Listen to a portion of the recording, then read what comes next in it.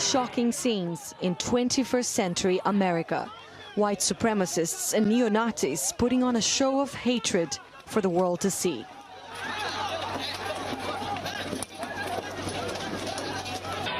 For the people of this otherwise tranquil city, fear and shock were the predominant feelings that day. When I had actual Nazis passing by the house, I didn't know whether these people were armed and whether or not they were going to shoot me. The rally in Charlottesville signaled far-right ideas had traveled from the margins towards the mainstream and left no doubt about the re-emergence of white supremacy and nationalist groups in the United States. This is not isolated. This is not just a small group of people. This isn't 10 people on the internet. You literally have millions of people in this country that agree with this, and even if they do not agree with this, they endorse a lot of these views. Statistics suggest Kimberly is right. According to the Sudden Poverty Law Center, hate crimes are on the rise. The activist organization tracked 916 hate groups operating across the United States in 2017 alone. The so-called Unite the Right rally had been organized to protest the decision to take down 2 statues of Confederate generals. These statues remain in place today, but they have been covered by city officials who are still deciding whether or not they should stay here in Charlottesville.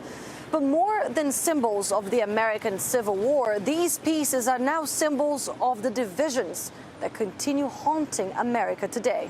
Just a few kilometers from Charlottesville, we found another Confederate symbol. Nelson McCauley defends his right to put up a Confederate flag. I have it because my opinion is my history. I mean, I went to school. I'm 66 years old. I went to school, and that's what I was taught. If you got a statue sitting right here that's but Confederate, for a black person don't have to look at it, there's plenty of ways around these statues in Charlottesville, wherever you at. You don't have to look at it. It's on the street. For some, politics must play a bigger role in leading the way towards a united States of America, starting with a U.S. president. That we were looking for that unifying voice, that voice that first clarifies what's going on and why we must make sure that this never happens again. America is at a crossroads. Bridging the current race and social divisions won't be easy, but it seems to only make sense that the country that aims to be great again must first make all Americans feel like they belong here.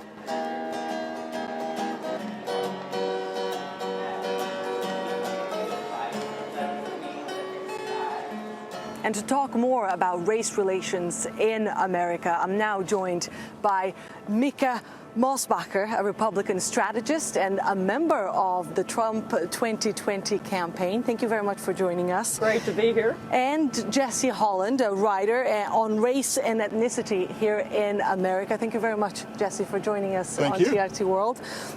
Mika, can I please start with you? I want to talk about Charlottesville and what happened in that city this summer when we saw white supremacists and neo-Nazis taking to the streets, chanting slogans like, "Jews will not take our place." Why is this happening in America in 2017? Well, first of all, I mean, the Ku Klux Klan and white supremacy really emerged and solidified in 1917, so it's nothing new in this country. I want to point out that this is a far fringe and doesn't represent who we are as a nation. Jesse, do you agree that that is not representative, and do you agree that President Trump did enough to condemn the events there? Well, one thing that we can say unequivocally is that that type of extremism is not acceptable in mainstream America. And it's not new. It's something that this country's been struggling with for hundreds and hundreds of years.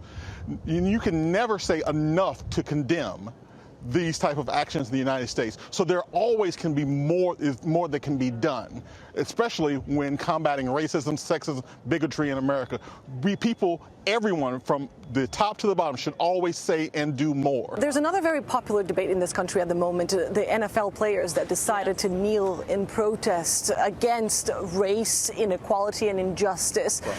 This current administration says that it's unpatriotic. What do you think? I totally agree. First of all, they have a job. They're suiting up, and then NFL is a business. So while they certainly have First Amendment rights, I don't feel it's appropriate in a sports venue. And if you look at the number of fans who are leaving the NFL games and the number of empty seats, they're feeling it in the pocketbook. Jesse? I would say the First Amendment applies wherever you are, no matter whether you're in a business or whether you're in a home or you're in a public space. The First Amendment applies. So if they feel like they can take the consequences of expressing their First Amendment rights, they should go right ahead. A poll published by the Washington Post revealed that 7 in 10 Americans are unhappy with race relations in this country. They define race relations in the U.S. as poor. Is there a way to bridge this divide? Conversations just like what we're having right now. The more you talk about the problem, the more likely it is you'll be able to find a solution. The one way to guarantee not to find a solution to the problem is to never talk about it. Exactly, and then you begin to see each other as people. Right. And that we have more in common than we are, in terms of differences. But I also say that there's an economic component, especially in certain cities such as Detroit and also Chicago, where you had decaying infrastructure, and you had a situation in Detroit, for example, in 2014, they declared bankruptcy. So all of a sudden, just those everyday needs cannot be met economically. And I think that this has also been a factor that's contributed to racial tension in this country, because it hit minorities hard. A very important conversation that will certainly continue here in this country well beyond this debate. I want to thank you both, Jesse Holland and Mika Mosbacher, for joining us here on TRT World. Thank you. Thank you.